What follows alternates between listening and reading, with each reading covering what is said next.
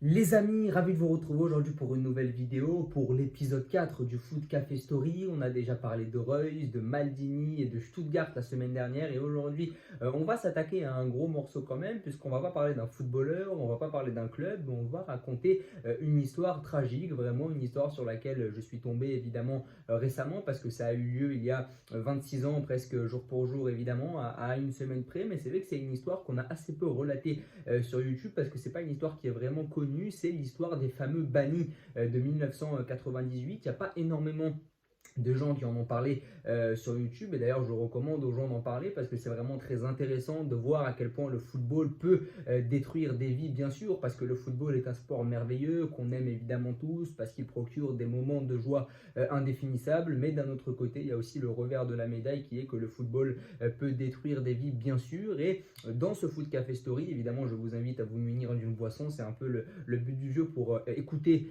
un peu mon récit évidemment humblement sur l'histoire des bannis de 1998. Et en fait il faut remonter bien sûr à la fameuse aventure de 1998 et tout le monde a évidemment en image ce fameux 12 juillet où l'équipe de France remporte sa première Coupe du Monde de football, bien sûr, tout le monde voit la lumière, Zinedine Zidane, Deschamps, évidemment les scènes de liesse sur les Champs-Élysées, mais très peu savent ce qui s'est passé évidemment en coulisses avant la compétition, parce qu'avant la compétition, début mai, Aimé Jacquet soumet une liste de 28 joueurs. Et à l'époque, c'est vrai que 22 joueurs seulement pouvaient participer à la Coupe du Monde, mais Aimé Jacquet va faire une liste élargie. D'ailleurs, je n'ai jamais vraiment compris le concept de faire une liste de 28 joueurs pour en enlever 6.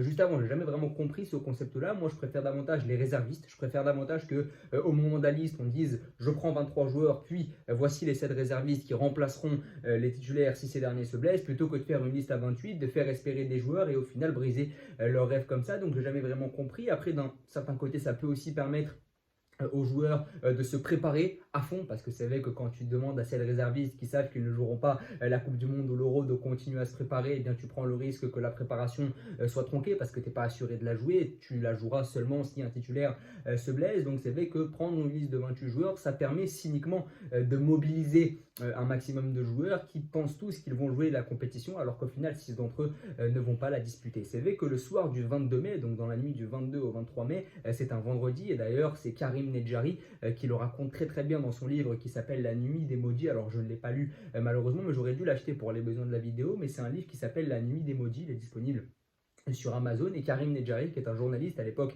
il travaille pour Le Parisien, je crois qu'il a été à RMC un peu plus tard, etc. Mais c'est vrai que lui, il raconte finalement la nuit des maudits, il raconte vraiment ce qui s'est passé en coulisses dans la psychologie, dans la vie de ces hommes-là, de ces 6 hommes qui vont être bannis de l'équipe de France, parce que c'est littéralement ça, c'est littéralement un bannissement.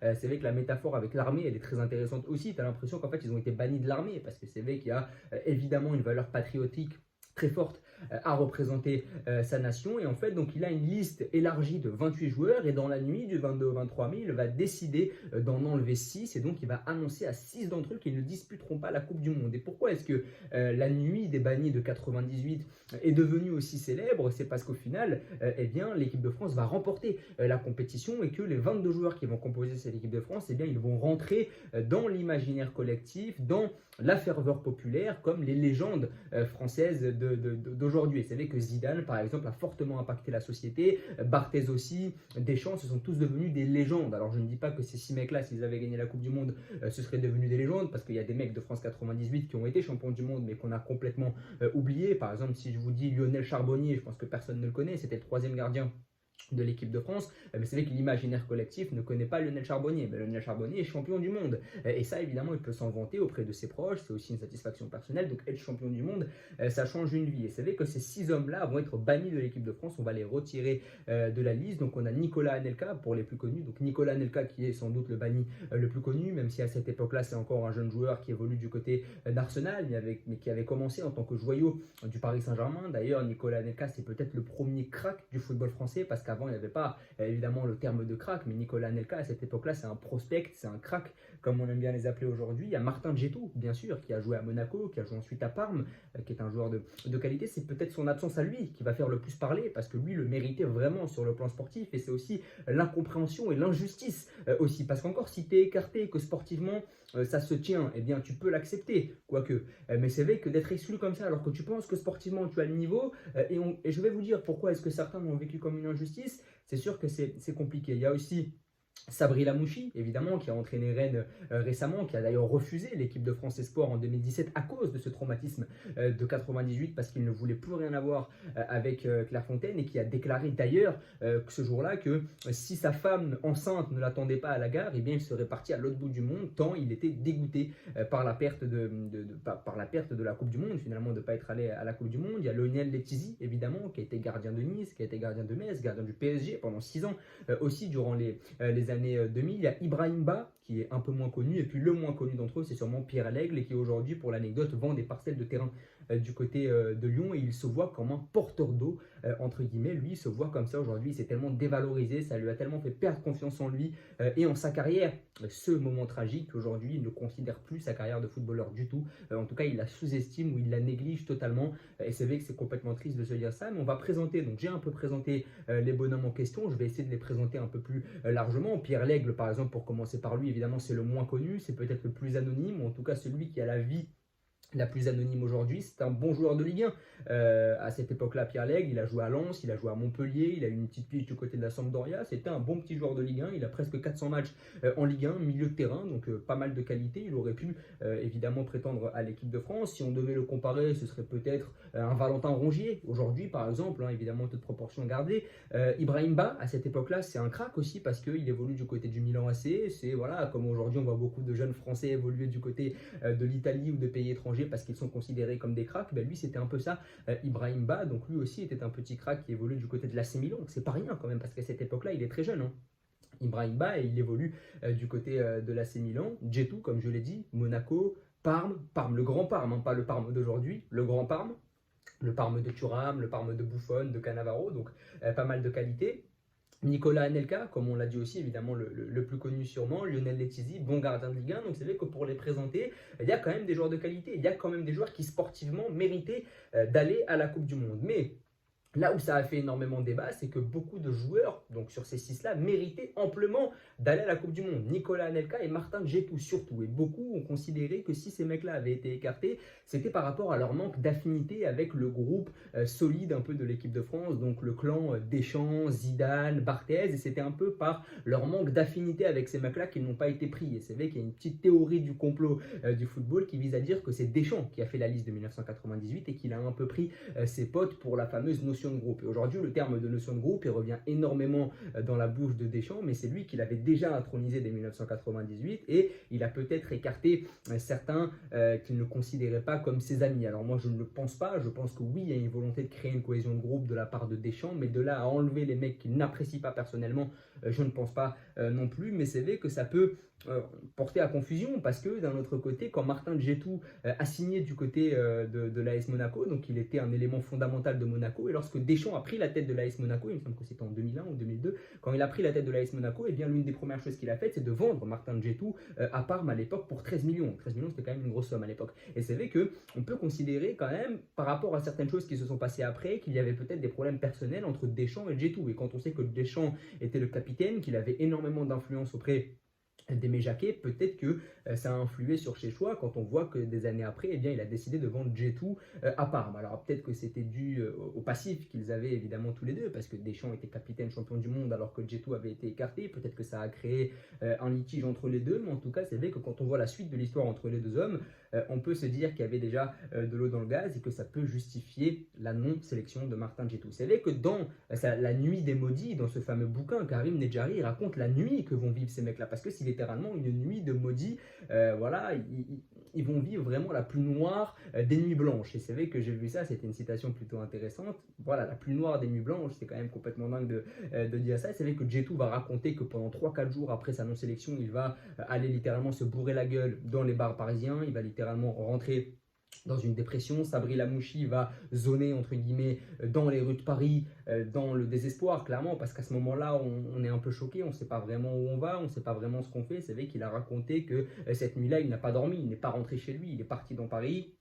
Il a essayé évidemment de s'évader, il ne se rappelle même plus du nom du pote avec qui il traînait ce soir-là, tant il était bouleversé, ils étaient complètement anéantis, dévastés ces mecs-là. Et d'ailleurs, il y a un article de SoFoot qui en parle très très bien, hein, c'est là où j'ai fait mes principales recherches pour la vidéo. Pierre Lègle, qui est du Pas-de-Calais, il a dû repartir chez lui dans le Nord. Vous imaginez 300 km de route pour repartir dans le Nord. Vous imaginez à quel point on doit repenser aux sacrifices qu'on a fait, à quel point on doit repenser à notre parcours, etc. Le traumatisme doit être complètement dingue parce que là, on parle de mecs qui ont dû rentrer chez eux. On leur a dit, vous devez rentrer chez vous. Pour l'anecdote très tragique sur Lionel Letizia, qui devait donc être le troisième gardien de l'équipe de France, mais qui finalement a été écarté, eh bien ce dernier doit rentrer chez lui à Metz, donc il habite très loin de Clairefontaine.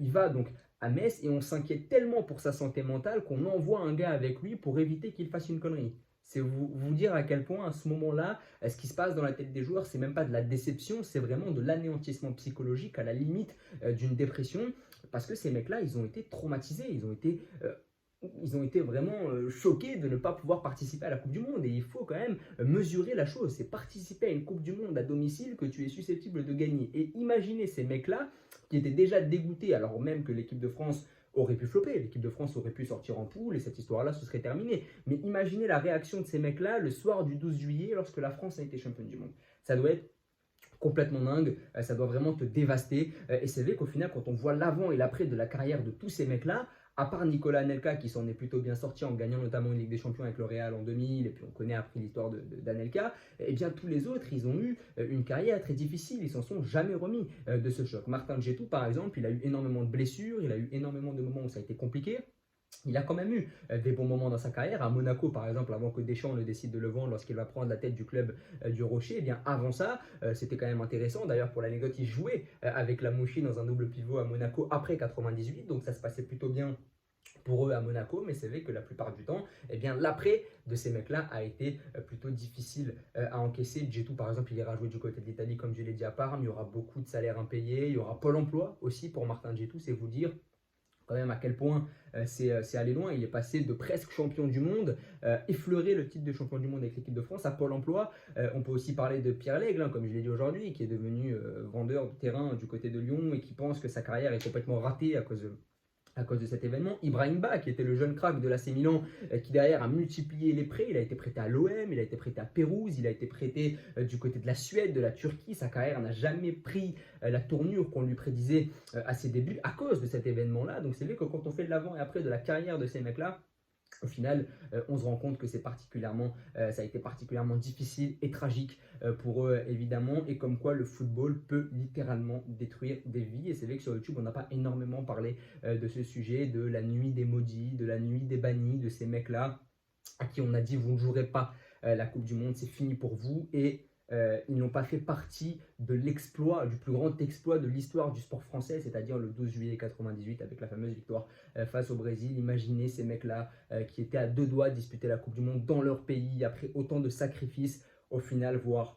les copains gagner la Coupe du Monde et eux n'ont pas leur nom sur le trophée, sur l'aventure. Ça doit être évidemment très, très, très choquant, bien sûr. Et puis il y a des mecs pour qui ça aurait pu tout changer dans leur carrière internationale. Si on prend un mec comme Nicolas Anelka, s'il gagne la Coupe du Monde en 98, peut-être qu'on oublie complètement ce qui s'est passé en 2010, parce qu'après la carrière d'Anelka en équipe de France, elle a été compliquée. Alors il a été de l'aventure à l'Euro 2000, il a gagné l'Euro 2000, mais derrière, malheureusement, Nicolas Anelka, ce dont on se souvient de lui en équipe de France, c'est 2010. C'est la fameuse histoire avec Domenech, c'est la réputation un peu du bad boy, de l'incompris. D'ailleurs, je vous recommande le superbe documentaire Netflix sur Nicolas Anelka, l'incompris. Mais voilà, Anelka, on ne retient pas 98. Et après l'Euro 2000, c'est moins impactant. Donc on l'a un peu oublié. Mais s'il avait fait partie de l'aventure en 98, peut-être qu'on aurait oublié Neisner. D'ailleurs, Thierry Henry, aujourd'hui, pourquoi les gens ont oublié sa main? Parce qu'il y a eu 98, parce qu'il y a eu 2000, parce qu'il y a eu 2006 et parce qu'il y a eu Arsenal. Mais sinon, les gens se seraient rappelés beaucoup plus de la main de Henry s'il n'y avait pas eu 98. Donc voilà, c'est vrai qu'Anelka s'en est quand même plutôt bien sorti en termes de carrière individuelle, mais dans l'imaginaire collectif des Français, Anelka c'est 2010. Et c'est pas 98 parce qu'il n'a pas été appelé et qu'il a été banni évidemment juste avant. Donc voilà, n'hésitez pas à me dire ce que vous avez pensé de cette histoire du Foot Café Story, épisode 4, à vous abonner, à liker et à partager. Merci beaucoup.